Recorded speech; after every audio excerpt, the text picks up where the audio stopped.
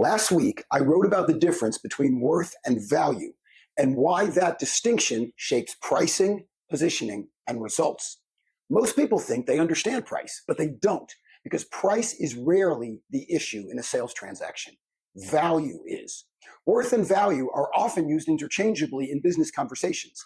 That confusion leads to soft pricing, weak positioning, and missed opportunities. Worth is assigned. Value is created.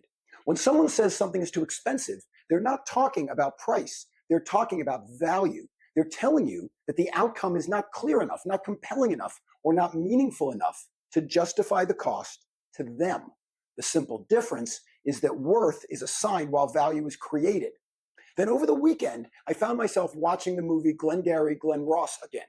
What struck me this time around wasn't the story or the acting, but the language. I was amazed that the most aggressive character in the film was spouting ideas that lined up almost perfectly with what I had written. But first, a story. There's a scene in Glengarry, Glen where Alec Baldwin's character, Blake, delivers a brutal, unforgettable speech to a room of struggling salesmen. He's aggressive, he's arrogant, he's completely unapologetic, but he's also right. And that was the irony.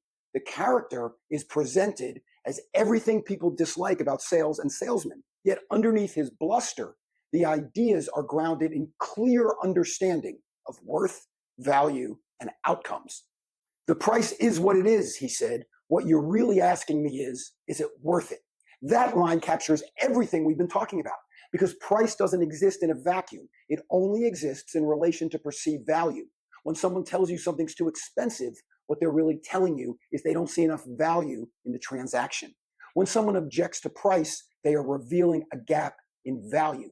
That's a value problem, not a pricing problem, because outcomes matter more than transactions. Cheap is easy to find. Results aren't.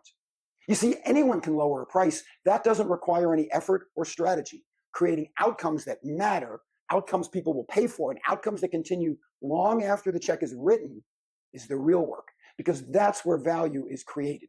When I'm hired for a keynote, my clients are not buying the speech. They're buying how their people will think, feel, and act afterward.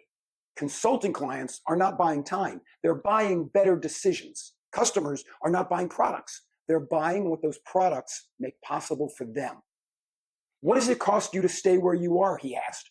Now the conversation shifts. Doing nothing has a cost. Staying stuck has a cost. Waiting has a cost. Those costs are usually higher than the price people hesitate over. They are harder to see, which makes them easier to ignore. People who buy on price always wind up paying twice. Choosing based on price often leads to replacement, repair, or regret. The original savings disappear, time is lost, and frustration boils up. That's what happens when decisions are made on worth without understanding value. Then he said, I'm not here to be the cheapest choice. I'm here to be the one you need. That's positioning. When the value is clear, the need to compare disappears. The conversation changes. The relationship changes. You stop competing on price and you start competing on impact. Nobody buys price. They buy what price makes possible. When you start speaking consistently, clearly, and with conviction, everything changes. Your brand positioning sharpens, your pricing strategy strengthens, and your conversation moves away from what something costs and towards what it's worth.